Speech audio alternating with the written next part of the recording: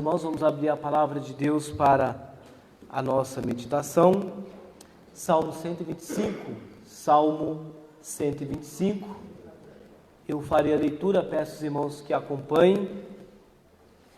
Salmo 125.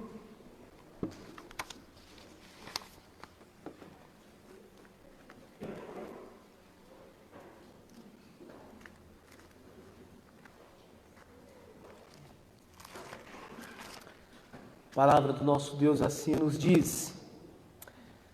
Cântico de romagem. Os que confiam no Senhor são como o monte Sião, que não se abala, firme para sempre. Como em redor de Jerusalém estão os montes, assim o Senhor em derredor do seu povo, desde agora e para sempre. O cetro dos ímpios não permanecerá sobre a sorte dos justos, para que o justo não estenda a mão à iniquidade.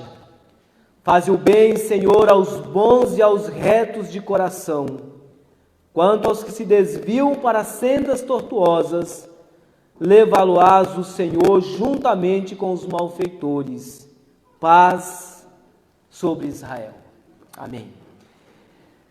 Irmãos, tem duas palavras que na teologia nós constantemente falamos, que é a palavra ortodoxia e ortopraxia, doutrina e prática. Quando a doutrina é apenas um conceito e quando o conceito ele é colocado em prática na nossa vida cristã. Quando nós falamos de confiança, confiar em tempo de calmaria, quando as coisas estão indo muito bem, é muito fácil. É muito fácil falar de fé quando as coisas estão andando de acordo com as nossas projeções.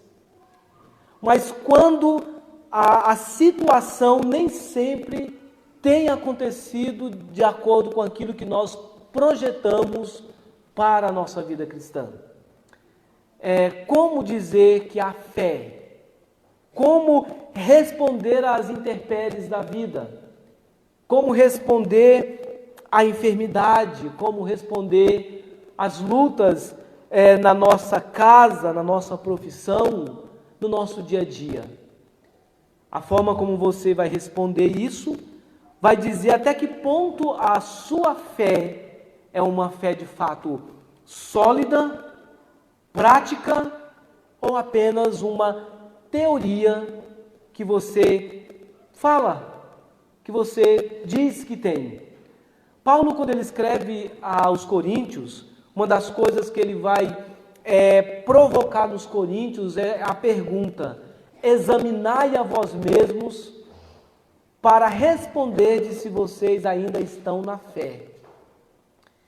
Paulo vai dizer em Corinto que o cristão ele tem que fazer uma autoanálise da sua própria vida e dizer: eu confio em Deus? Eu tenho uma esperança em Deus? Ou a minha esperança é aquela que muitas pessoas por aí, nós convivemos com várias pessoas que dizem: eu confio em Deus, Deus acima de todas as coisas. Apenas uma teoria, um discurso bonito, um discurso que é mais baseado no misticismo da sociedade caída e não o resultado de uma vivência com o próprio Deus. Este salmo ele vai tocar nesse assunto. Este salmo vai falar de uma confiança, mas não uma confiança meramente conceitual.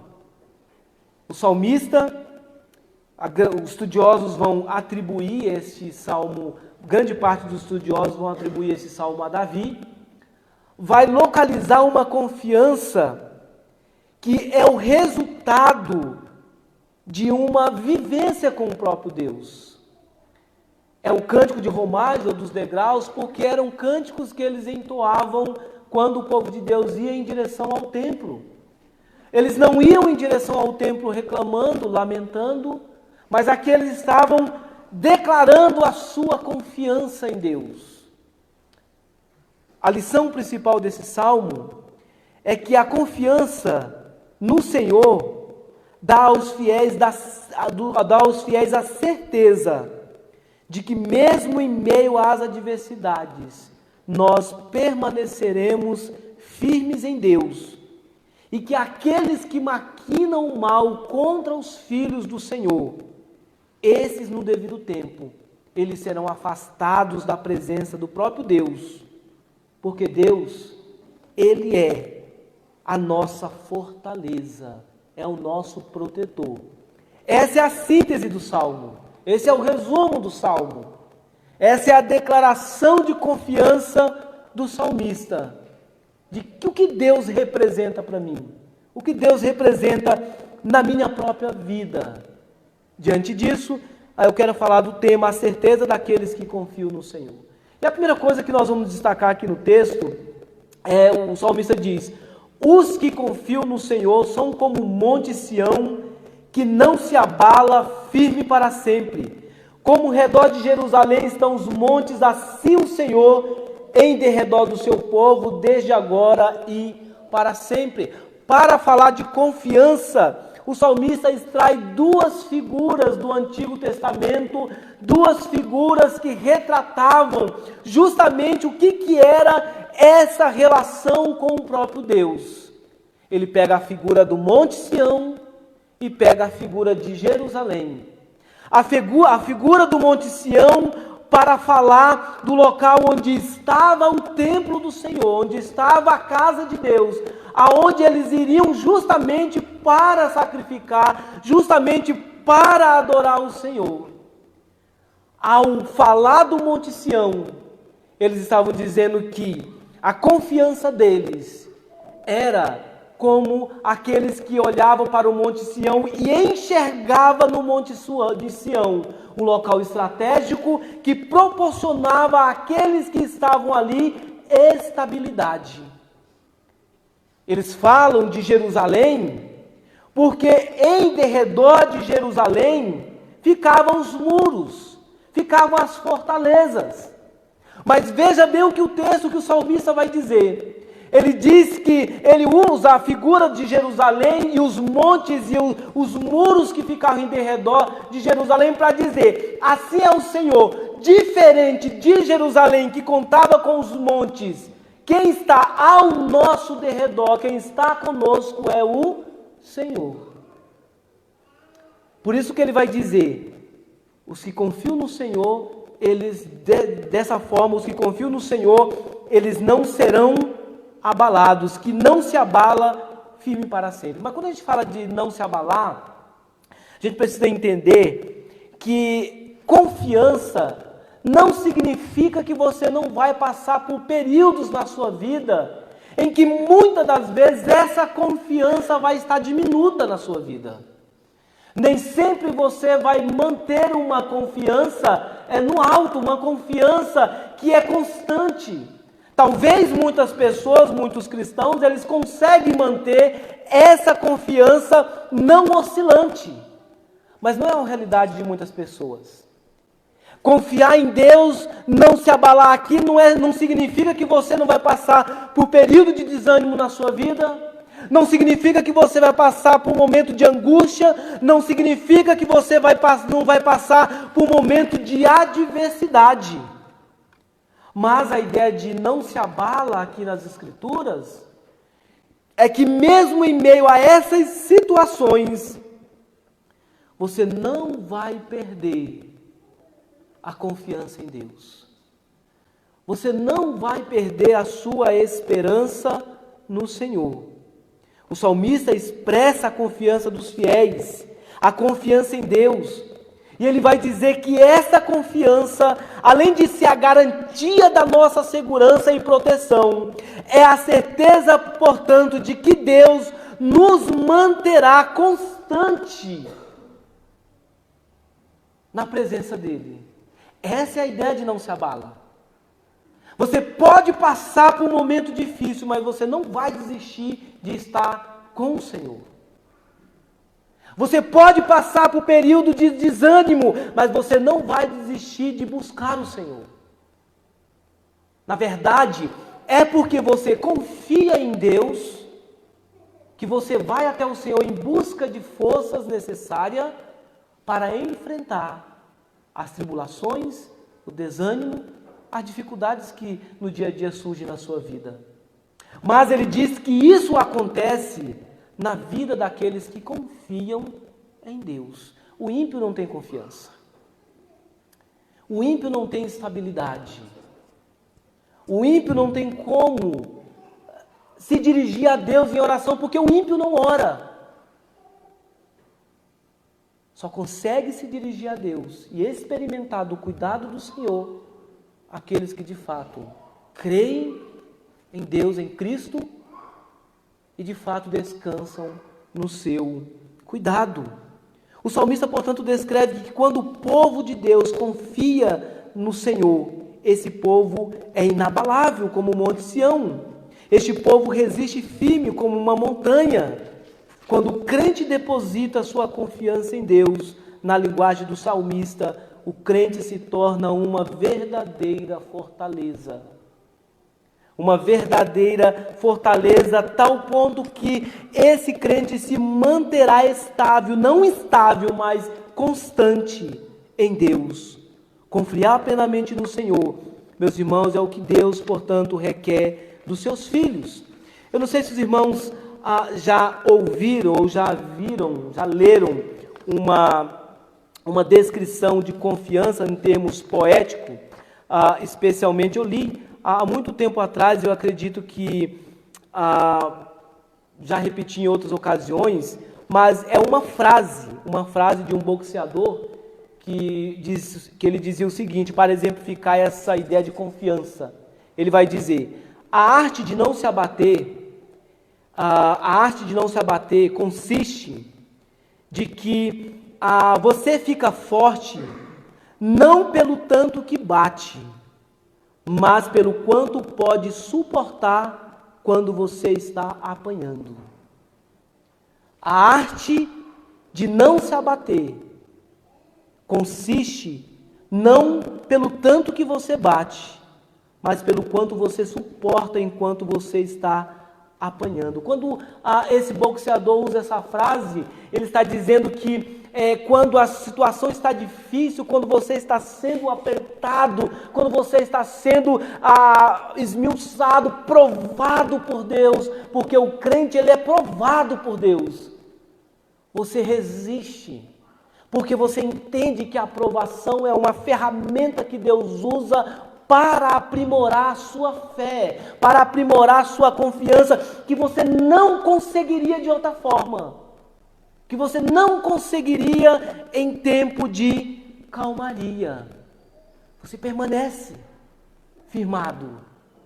Essa é a arte, segundo ele, essa é a arte de não se abater, de permanecer constante na presença do Senhor. Calvino vai dizer que embora os fiéis estejam misturados com e na mesma condição externa dos demais, o que é o nosso diferenciador é que as seguranças deles continua, do crente no caso, continua estável, continua inexpugnável. Isso ocorre não porque tem permissão de viver imperturbável e ociosamente, mas sim porque a nossa confiança não está em nós mesmos, embora possamos tropeçar, mas esse tropeço nunca é permanente na vida do crente. Quando os tropeços acontecem, o crente confiando em Deus, ele se levanta para continuar a sua jornada de fé. A galeria dos heróis da fé, em Hebreus 11, vai dizer, começando o conceito a fé, que a fé é a certeza de coisas que se esperam, a convicção de fato que não se vê. Então veja bem, aqueles que confiam, a certeza daqueles que confiam no Senhor é que você permanecerá estável. Apesar da dificuldade, você vai continuar permanente, perseverando, caminhando.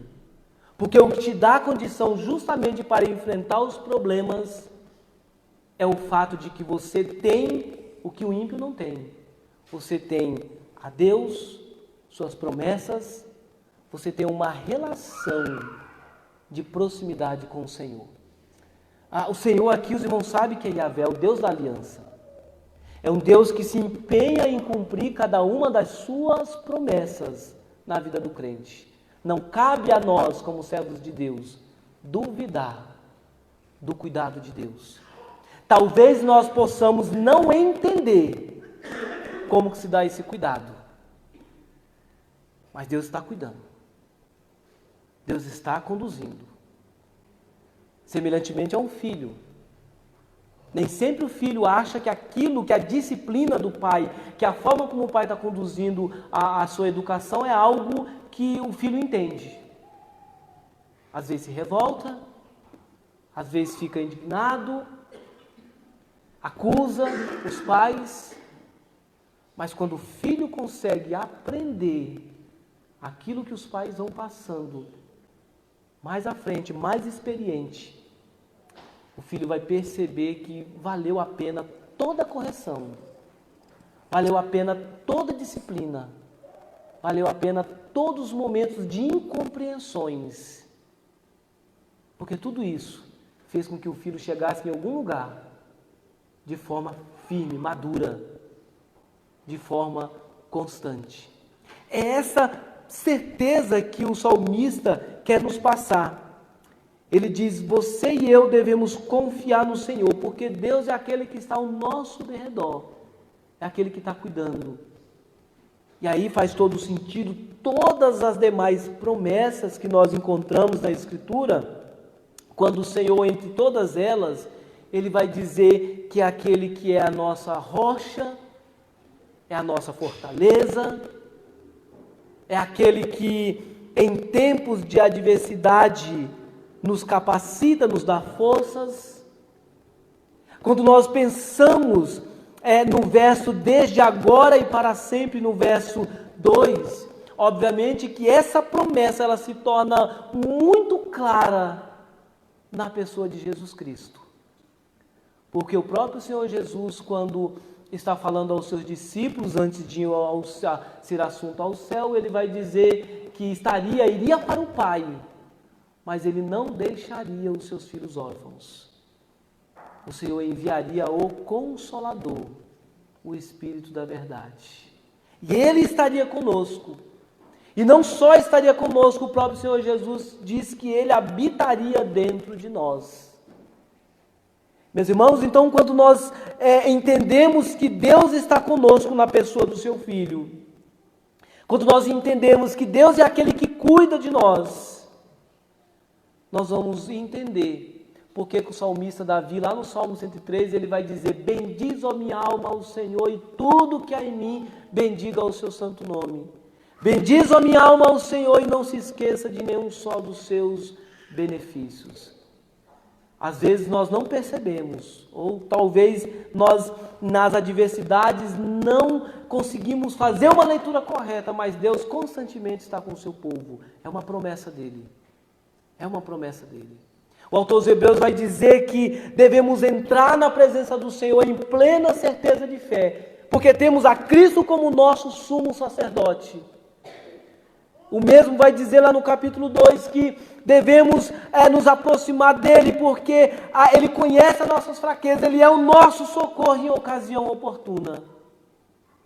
Em outras palavras, o salmista está dizendo: em tempo de adversidade você tem em quem confiar, mas a sua confiança não pode estar primariamente nas pessoas.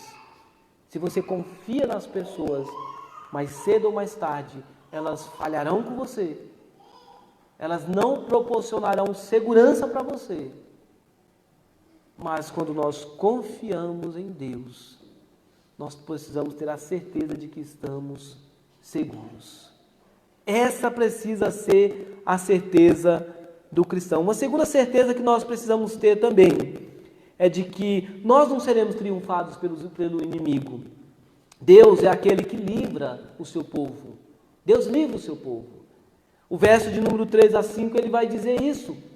Quando o salmista diz: quanto aos que se desviam para sendas tortuosas, levá-lo-ás o Senhor juntamente com os malfeitores, paz sobre Israel. A ideia de sendas tortuosa aqui no texto é quando ele vai dizer quanto aos que se desviam, quanto aos que saem do caminho, quanto aos que não trilham o caminho que é traçado pelo próprio Deus. Deus, ele vai levar aqueles que se afastam dele, aqueles que não creem nele, Deus vai afastar plenamente da sua presença. Mas aqueles que confiam no Senhor, ele vai firmando cada vez mais os passos. Quando o texto diz aqui, fala do justo, fala daqueles que são justos, nós sabemos que nós podemos trazer essa verdade para nossas vidas, porque nós somos justificados em Cristo. Então o texto está se referindo sobre nós. Então nós podemos ser inseridos no Salmo. Nós podemos experimentar a promessa do Deus que fez um pacto, uma aliança, ou um acordo, um ajuste, um conserto antes da fundação do mundo.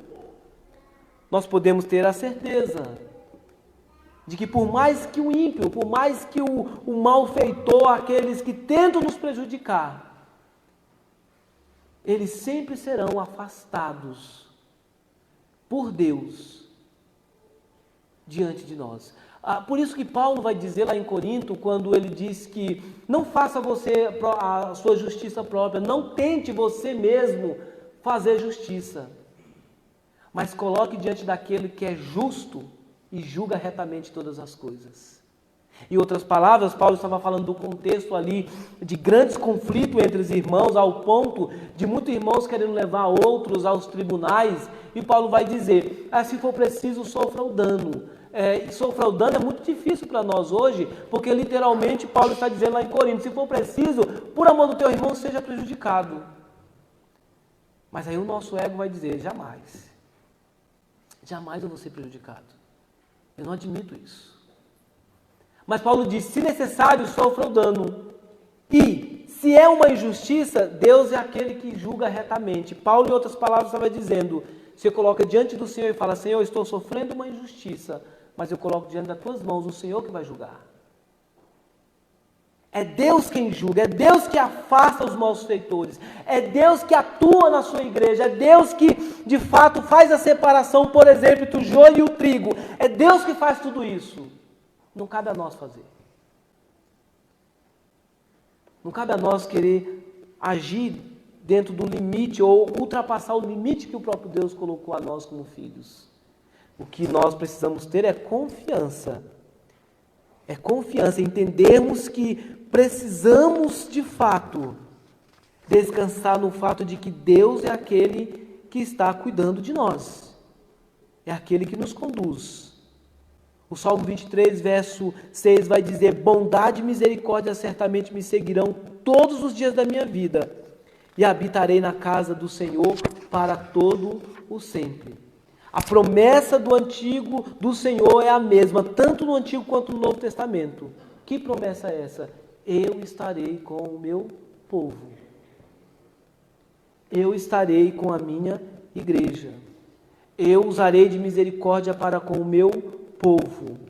Mas a mesma resposta que Deus esperava de Israel no tempo do Antigo Testamento, Ele também exige de nós, que é uma resposta de confiança, de sabermos que é Ele que cuida quando estamos nas aflições, nas dificuldades.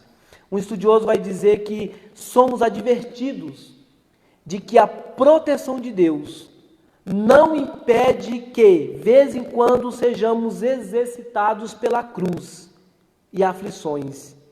E que, portanto, os fiéis não devem prometer a si mesmos uma vida amena e fácil neste mundo, sendo-lhes suficiente que não sejam abandonados por Deus quando se sentirem necessitados de auxílio. Nós precisamos entender a cruz, as aflições, elas, portanto, deixam de uma forma muito evidente a quem nós, de fato, servimos.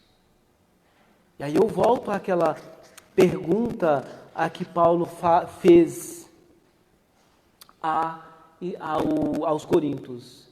Examinai a vós mesmos, para ver se nós ainda estamos na fé. É muito fácil se acostumar a vir à igreja. É muito fácil se acostumar a ler a Bíblia. É muito fácil se acostumar a orar. Eu disse na parte da manhã que é muito fácil aprender um comportamento religioso. Mas quando esse comportamento ele não é um comportamento real, não é resultado de uma vida transformada, a artificialidade, ela sempre vai ser evidente mais cedo ou mais tarde na vida daqueles que não vivem sinceramente com o Senhor. Na vida daqueles que não obedecem de fato ao Senhor. Não tem como levar vida dupla com Deus. Não tem como haver duplicidade com Deus. Ou você é uma nova criatura, ou você ainda é uma velha criatura. Ou você experimentou uma vida transformada, ou você ainda está vivendo na prática das impurezas do velho homem. Ou você confia em Deus, ou você confia em você mesmo.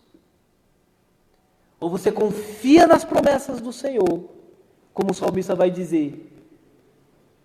Olha para Deus que é estável, que é permanente. Ou você vai confiar na sua estabilidade, no seu emprego, na sua casa, nas suas condições, na sua capacidade de fazer acontecer as coisas. Por mais que a sociedade ela tenta dizer que o segredo está dentro de você, o segredo não está dentro de você. Não está dentro de você. Por mais que nós vemos muitos crentes hoje que estão na igreja usando frases de autoajuda como se fosse bíblica, o segredo não está dentro de você. Você não tem o segredo da vitória, você tem o segredo da derrota.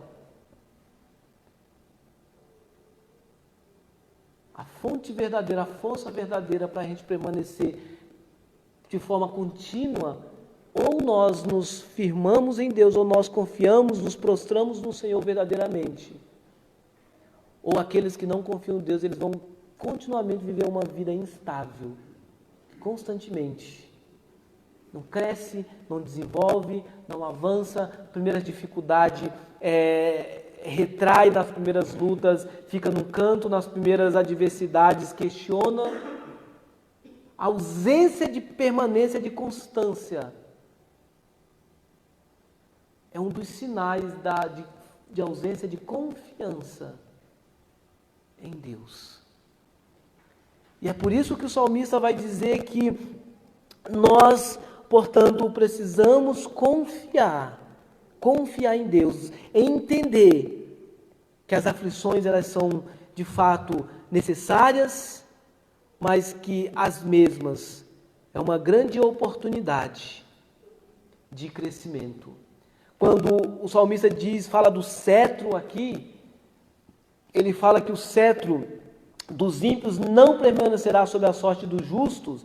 O cetro aqui era o cetro do governo tirânico e opressor. Tinha um sentido de punição.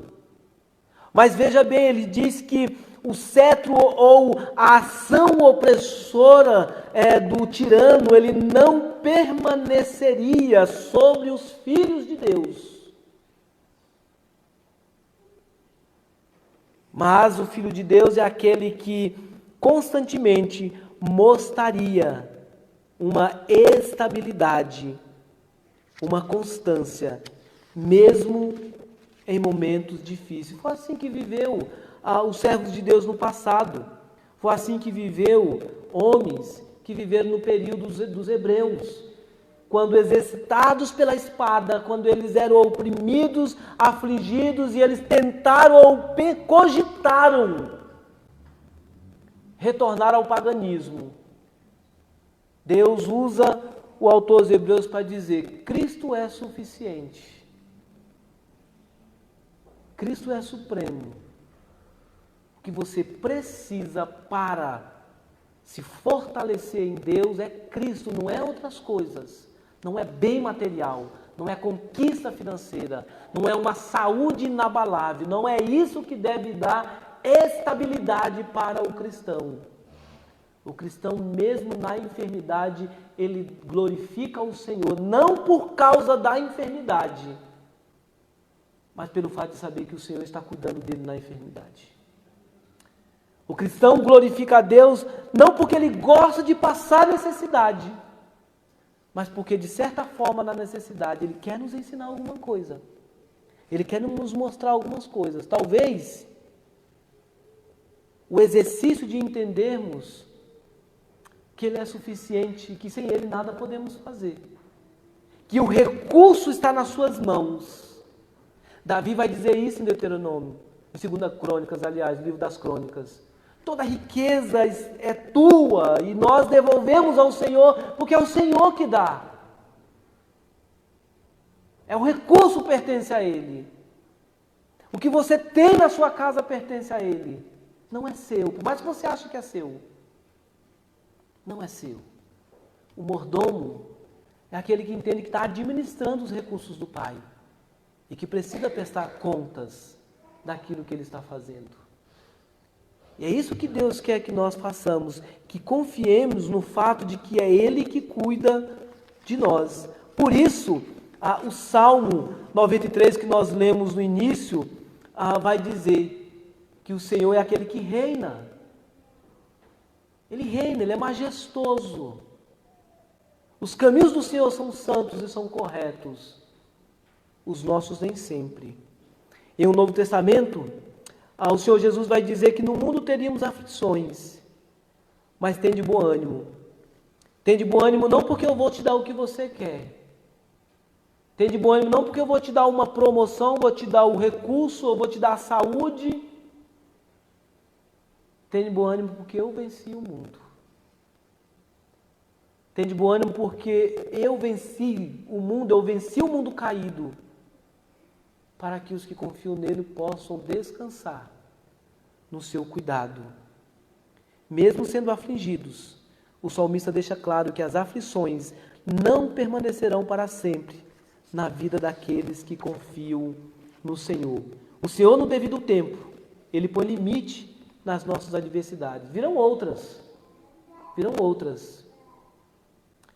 Mas em todas as adversidades, o Senhor é aquele que está no controle, sejam elas físicas, sejam elas espirituais.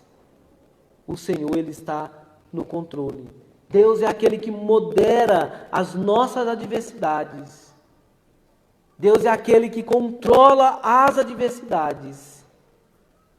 Deus é aquele que regula todas as coisas de acordo com o seu plano eterno. Nós não conhecemos o nosso amanhã, mas o Senhor, Ele já está no nosso amanhã, cuidando do seu povo. Meus amados irmãos, como que você tem expressado essa confiança? Você tem exercitado essa certeza de que o Senhor é aquele que cuida, que está ao teu lado, ao redor de você? Talvez você diga nessa noite: não, sim, eu confio em Deus. E como que você tem vivido isso quando os problemas acontecem? Como que você tem respondido diante da adversidade? Você se desespera? Você se angustia? Você busca satisfação nas coisas? Ou você entende que Cristo é suficiente? Quando você tem um problema, você vai a Cristo. Ele tem a solução. As pessoas não têm, Ele tem a solução. Mas não uma solução de acordo com o que você quer. Uma solução de acordo com a vontade dele mesmo. A Bíblia fala de um personagem que é chamado de o pai da fé. E diz que Abraão, ele creu contra a esperança em esperança. Creu. E foi considerado o pai de uma numerosa nação. Parece uma contradição, crer contra a esperança. Crer contra a esperança, em outras palavras, ele creu contra as circunstâncias. Mesmo que as circunstâncias ao seu redor mostrassem a improbabilidade daquilo que Deus estava dizendo, ele confiou na palavra de Deus. Sai da tua terra, da tua parentela. Sai da tua terra, da tua parentela, para um local que eu vou te mostrar. Qual é o local? Eu vou te mostrar. Idade avançada dele, idade avançada da esposa. Você vai ser pai de uma numerosa nação. Como? Idade avançada. Eu não tenho como ter filhos. Como que vai acontecer isso? você vai ser pai de uma numerosa nação. Siga, me obedeça, saia adiante a partir da minha palavra. E ele confiou. Ele seguiu as ordens de Deus. Quantas vezes, às vezes na sua casa, você lê uma palavra e você pode dizer, isso aqui não é para mim, isso aqui não é para mim. Eu não consigo fazer isso. Eu não consigo viver isso aqui.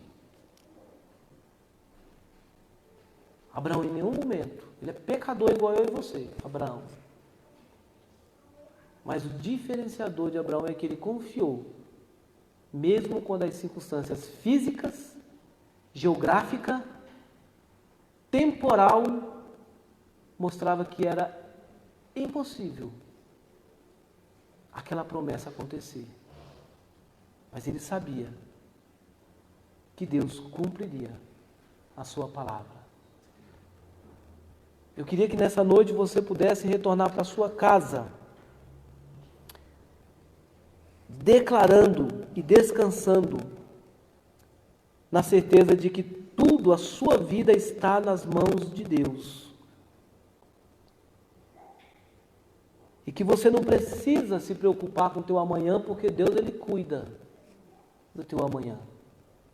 Como que Ele vai fazer isso? Não te compete saber como, mas Ele vai fazer. Ele vai fazer.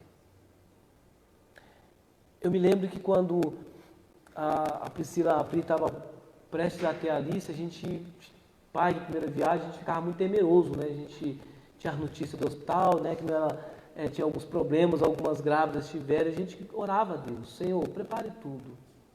Prepare o médico, prepare as enfermeiras, prepare todo o processo para que esse período, esse momento de gestação, ele seja, de fato, uma oportunidade de exercitarmos a nossa confiança em Ti. Eu me lembro que quando a Pri chegou aqui no hospital, até a gente comenta até hoje, né, o médico que atendeu ela, ele entrou na sala, e a gente não deu muita bola para ele, porque um plantão, 12 horas, ele entrou lá todo amarrotado na sala. Amarrotado, calça caindo. A gente olhou assim e falou assim, misericórdia, meu Deus, se esse for, eu espero que esse não seja o médico. Porque se for, nós somos fritos. E aí, de repente, ele falou, senhora Priscila? Eu falei assim, é ele, meu Deus do céu. Aí ele sentou, aquele período lá, ele sentou na nossa frente, na frente da Priscila e começou. Eu falei assim, além disso, está doente. Aí ele falou para a Priscila, mãezinha, fique em paz que não é Covid não, tá? Pode ficar sossegada que não é Covid não, fique em paz. Mas ele foi um instrumento de Deus, porque ele estava orientando a Priscila a voltar para casa, dar umas voltas, né, esperar para depois retornar. Ele falou assim, mãezinha, faz o seguinte, não saia não, fica andando aqui nos corredores do hospital, e aí logo a sua bebê vai nascer. Fica andando aqui, não saia, porque depois é mais complicado. Irmãos, foi uma bênção. As enfermeiras, no momento que fazer o parto, um carinho, um amor demonstrado. E a gente pensou naquele dia, muitas vezes nós julgamos pela aparência. Mas Deus sempre sabe o que faz. Deus sempre sabe o que faz.